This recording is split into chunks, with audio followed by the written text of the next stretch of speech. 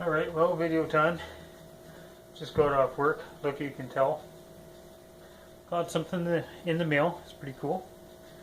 But before I show that, this is my little ECX Torment bash truck. It's quite fun. I borrowed my buddy Travis's paddles. He uses them on his SC10, which I just did a couple videos of. Me and him ripping around. And what a difference they make. Let's see here. Where's the other ones? I bought these big crawler tires thinking it might be like a suitable substitute for paddles. But, you know, they just aren't. I couldn't believe how much difference there is between them. So, yeah, I'm just going to get a set of paddles, I guess. But anyway, so this is what I'm using for a bash truck. This is the first RC we ever bought, hobby grade, was a Ruckus, and the body is still here.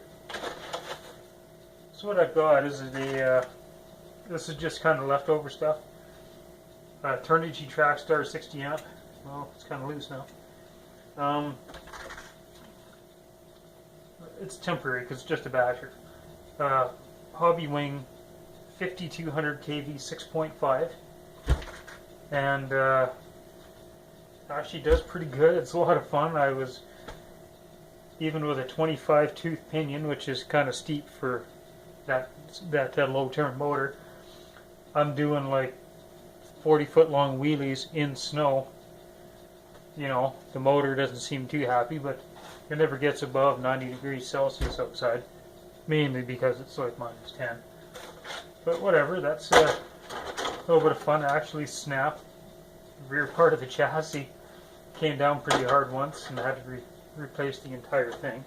So anyway, that's that. So, on to this. This is my Losi, my TLR22. It's basically a bare shell right now. Plans are to get a sub 0.1 second servo, 0.08, 0.09, whatever, transit speed, 150 or so pounds of torque, inches of torque, whatever you call it. But something I've been waiting for in the mail, finally, well, my hobby shop got it in. I got my Sidewinder system in. This is the one that's going to be for this, and I'm doing everything I can to resist temptation to put it into that little truck and try it out. 5700 kV, 4-pole, of course. I don't know if anybody knows. Just for the fun of it, I was emailing Castle, asking them if the speed control can be used with a 550 motor, like 4000 kV, for bashing, whatever. I know it can be run with a brushed motor. I found that out. So, this is how you get it, of course. I'm sure a lot of people get it. They know what it comes with. And like I've seen in previous videos, everybody's quite amazed at how big the speed control is, and I am too. It is actually quite large, but seeing as how this thing can supply up to 7700 kV 540 4-pole motors, I mean, that's a ton of current. So yeah, you would need that, I guess. So I guess there's your atypical Castle speed control, and of course your 540 can motor with a very, very generous length of cable. I mean, I could run the speed control in the front of the truck almost if I wanted to. So, I mean, it's nothing new. It's all over YouTube. But I was almost kind of wishing I went with the 4600 kV version, but I figure I can always power it down a bit. When I get the Castle link, I'll just tone it down that way. another reason I went with the calf, well, two reasons I went with it. Inexpensive,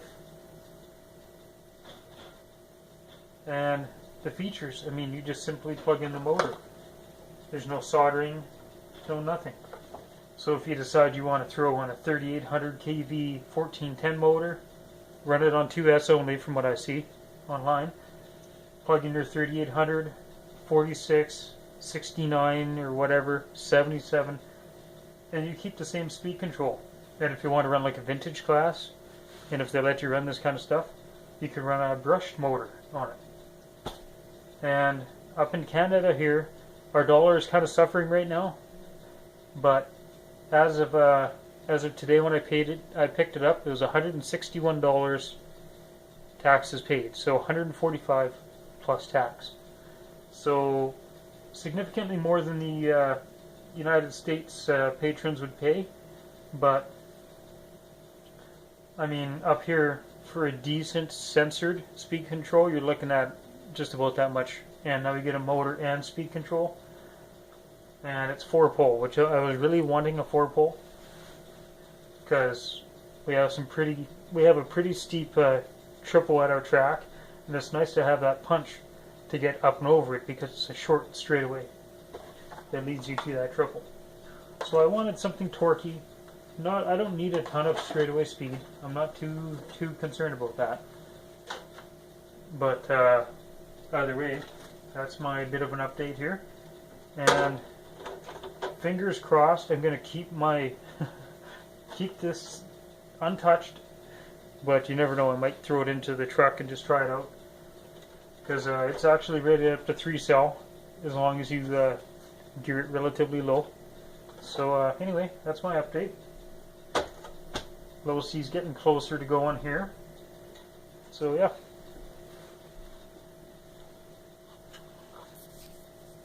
Oh, that isn't quite it. There's something I wanted to show. I don't know if there's any shock fluid left in this bloody thing.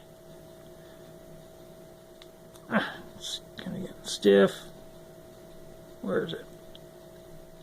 Yeah, the camera, you can, okay, yeah, you actually can see it. These shocks on my Turnigy Desert Buggy truck, they are all oozing from the inside out. All 4 shocks. The bloody shock tube here, like you can see, it's not anywhere else, is split. There's a seam here, but it's split here. All 4 shocks will not hold fluid. All 4 shocks are complete trash. Like, why even bother buying new shock bodies when you can just get something better? Because, I mean, kind of once you've been burned, you just don't want to deal with it. So, in case you're wondering, that's what it is here. This Turnigy Desert Buggy, all 4 of them. Like right now, if you push down on this, like, you push down hard, and it finally compresses, and it just stays there. So that was a bit of a irritation. All 4 shocks are completely shot, so now I've got to buy shocks. But won't have that issue on that one.